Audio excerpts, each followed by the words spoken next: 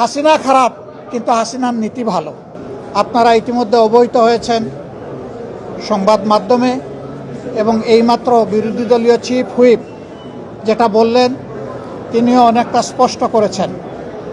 আজকে সকাল এবং বিকাল দুই দফায় সংসদ অধিবেশন অনুষ্ঠিত হয়েছে। দুই দফায় এমন কিছু বিল সংসদের সামনে এসেছিল, কিছু বিলে আমাদের কোনো আপত্তি ছিল না। আমরা মনে করি যে এইগুলা জনস্বার্থে প্রয়োজন। সেই বিলগুলোতে আমরা সম্মত হয়েছি এবং সর্বসম্মতিক্রমে সেইটা পাশ হয়েছে। আবার কিছু বিল সংসদে উত্থাপন করা হয়েছিল, যে এই বিলগুলোর মাধ্যমে সুস্পষ্টভাবে জনগণের অধিকার হরণ, সুপ্রিম কোর্টের এখতিয়ার কেড়ে নেওয়া এবং নির্বাচনী ব্যবস্থাকে ধ্বংস করার পায়তারা ছিল। আমরা সেই বিলগুলোতে আপত্তি উত্থাপন করেছিলাম। আমাদের আপত্তিতে আমাদেরকে সুযোগ দেওয়া হয়েছিল প্রথমে 2 মিনিট। আমরা প্রতিবাদ করে বললাম যে 2 মিনিটে তো কোনো বক্তব্য উপস্থাপন করা সম্ভব নয়। তখন স্পিকার মহোদয় প্রথম বক্তাকে 3 দফায় বাড়িয়ে 6 মিনিট দিলেন, যেটা ছিল আসলেই আমাদের উপর একটা কি বলবো, অবিচার কথাটা বলা ঠিক হয় না, তবে সুবিচার হয়নি। তারপরে আমরা দাঁড়িয়ে দেখলাম যে সংশ্লিষ্ট মন্ত্রী, তার কোনো সময়ের লিমিট নাই, দীর্ঘ সময় ধরে প্রাসঙ্গিক অপ্রাসঙ্গিক অনেক কথাই তিনি বললেন। আমরা তখন বললাম যে আমরা মাননীয় স্পিকারের কাছে আমরা সুবিচার আশা করি। একজনকে আনলিমিটেড টাইম পারমিট করা হচ্ছে, আর আরেকজনকে 2 মিনিট দেওয়া হচ্ছে। মাননীয় স্পিকার, আমরা প্রস্তাব দিচ্ছি উভয়কেই পর্যাপ্ত সময় দেওয়া হোক। হ্যাঁ, সময় বাড়ানো হয়েছে, কিন্তু বিরোধী দলের জন্য সময় বেঁধে দেওয়া হয়েছে। 10 মিনিটের বেশি কথা বলতে পারবেন না। মন্ত্রীরা যখন দাঁড়িয়েছেন তাদের জন্য সময়ের কোনো লিমিট ছিল না, তারা আনলিমিটেড কথা বলেছেন। এই রকম ভারসাম্যহীনভাবে আজকে আমাদেরকে দিনটা অতিক্রম করতে হয়েছে। আমরা জনস্বার্থে আমরা সুস্পষ্টভাবে আমাদের আপত্তি জানিয়েছি যে আমরা বিচার বিভাগকে স্বাধীন হিসাবে দেখতে চাই, আর সেই বিচার বিভাগের স্বাধীনতার জন্য বিচারক নিয়োগ এবং স্বাধীন সচিবালয় বিচার বিভাগের কায়েম অতি জরুরি, যা ইতিমধ্যে একটি রায়ের মাধ্যমেও গতকাল এটা জনগণের সামনে এসেছে। আমরা বলেছি সংবিধান এবং সর্বশেষ রায় এই দুইটাই বলে দিচ্ছে যে এই দুই জায়গায় হাত দেওয়া সঙ্গত নয়, এটি অন্যায়, এটি বিচার বিভাগের উপরে নির্লজ্জ হস্তক্ষেপের সামিল। সুতরাং এখানেও আমরা ডিফার করেছি। এরপরে বিচারক নিয়োগের ক্ষেত্রে কথা এসেছে, তারাই যুক্তি দিতে গিয়ে প্রমাণ করেছেন যে অতীতে দলীয় বিবেচনায় যে সমস্ত বিচারপতিদেরকে নিয়োগ করা হয়েছিল তাদের হাতেই বিচারপতি খায়রুল হকের জন্ম হয়েছে, বিচারপতি মানিকের জন্ম হয়েছে এবং শপথবদ্ধ রাজনীতিবিদ জনাব এনায়েত রহিমের জন্ম হয়েছে। তারা এটা স্বীকার করেছেন।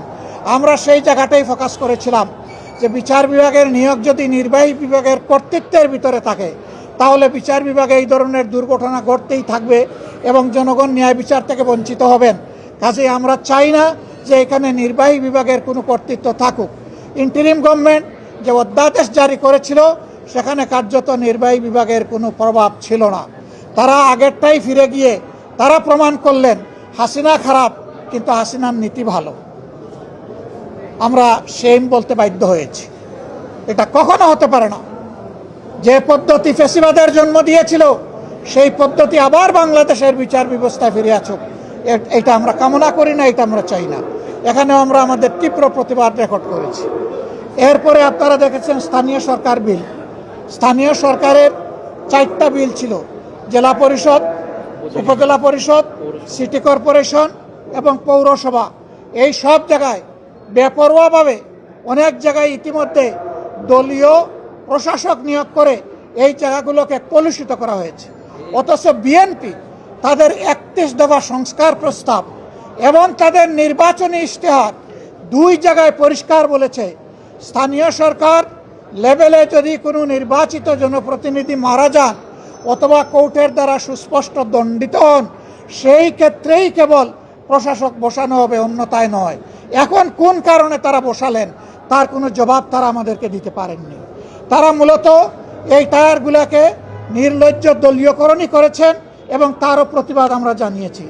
আমরা আশঙ্কা করছি এইভাবে বাংলাদেশের সবগুলো প্রতিষ্ঠানকে দলীয়করণ করা হবে কার্যত এটি হবে আরেকটা ফ্যাসিজম, কার্যত এটি হবে আরেকটা অলিখিত বাকশাল। আমরা সেই বাকশালও চাই না, আমরা সেই ফ্যাসিজমও চাই না। এই জন্য এই ব্যাপারে আমরা সংবিধান থেকেই যুক্তি উত্থাপন করেছি এবং এই ব্যাপারে অতীতের অনেকগুলা গুরুত্বপূর্ণ মামলা, কুদরতে এলাহি বা বার্সার সরকার, তারপরে মাজদার হোসেন বার্সার সরকার, এই মামলাগুলো আমরা সামনে এনেছি রেফারেন্স। আমরা আশা করি এইগুলো আপনারাও জানেন।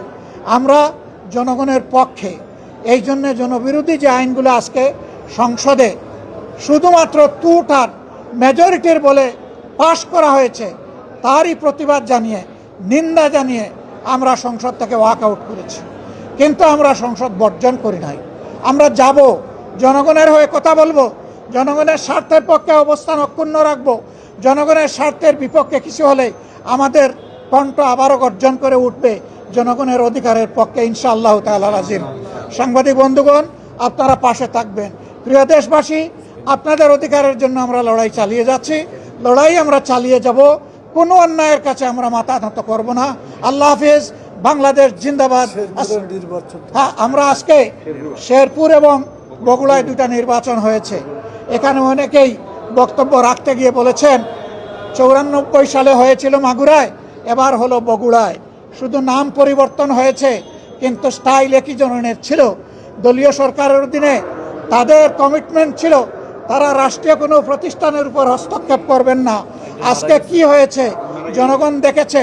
শেরপুর 3 আসনে এর আগেও আপনারা জানেন আমাদের একজন সহকর্মীকে হত্যা করা হয়েছিল, একটা উপজেলার একজন সেক্রেটারি মৌলানা রেজাউল করিমকে।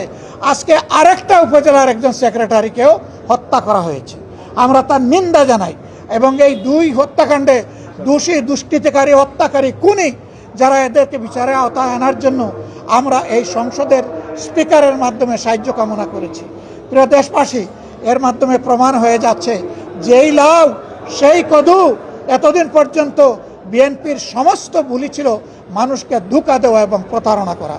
তারা সেই একই ফ্যাসিজমের পথে হাঁটছে। আমরা আপনাদেরকে কথা দিচ্ছি দেশবাসী, আমরা ফ্যাসিজমকে মেনে নেব না। আগের ফ্যাসিজমকেও মেনে নেয়নি জনতা, আগের ফ্যাসিজমকে রুখে দিয়েছিল। নতুন করে ফ্যাসিজমকেও যদি কেউ প্রতিষ্ঠা করতে চান, তাও ইনশাআল্লাহ জনগণকে সাথে নিয়ে আমরা রুখে দেবো ইনশাআল্লাহ। আল্লাহ হাফিজ, বাংলাদেশ জিন্দাবাদ। আসসালামু আলাইকুম ওয়া রাহমাতুল্লাহ।